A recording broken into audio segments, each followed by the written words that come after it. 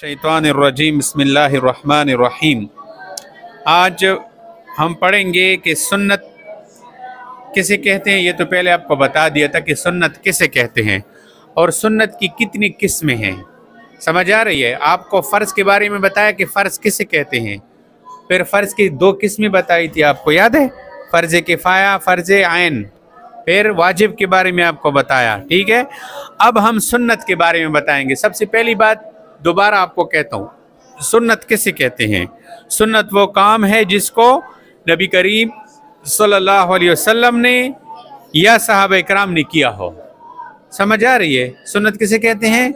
सुन्नत वो काम है जिसको नबी अलैहिस्सलाम ने किया हो या सहाबा इकराम ने किया हो। समझ आ गई अभी बात की।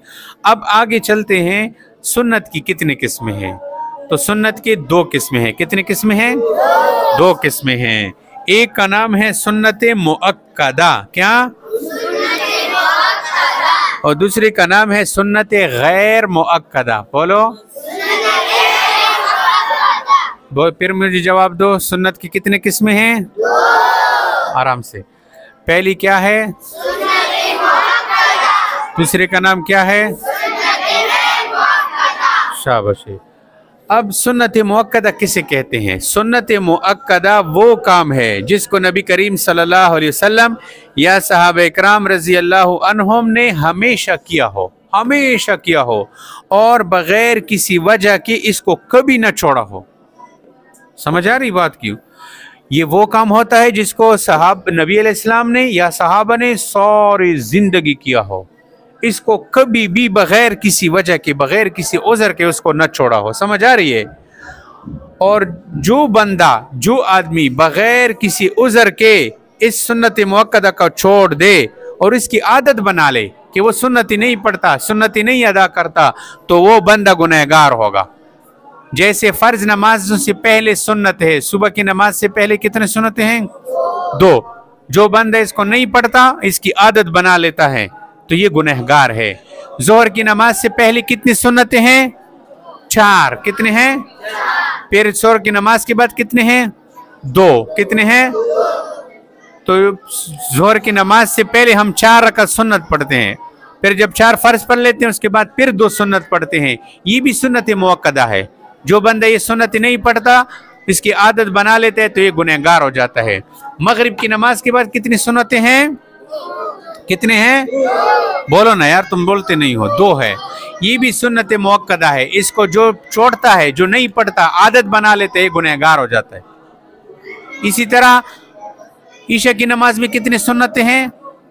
कितने हैं? 2 है।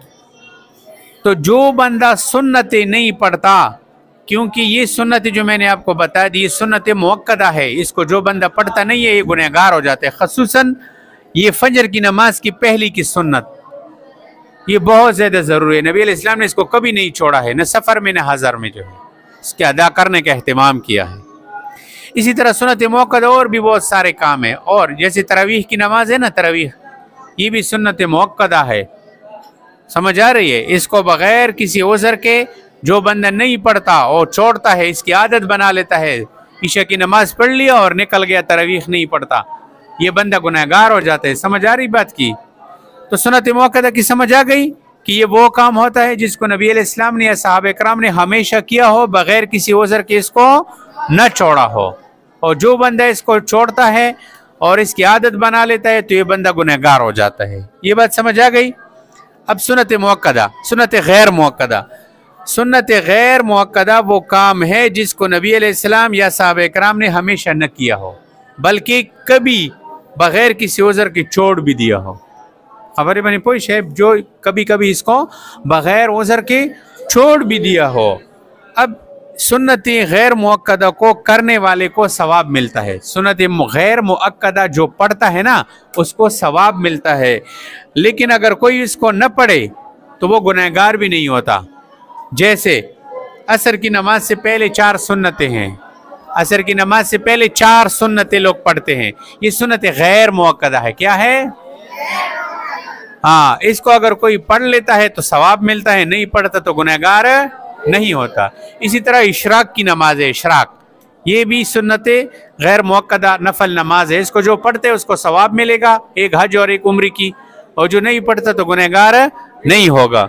इसी तरह जो है चाश की नमाज है, अव्वबीन की नमाज है, सलात तस्बीह की नमाज है। समझ आ रही है?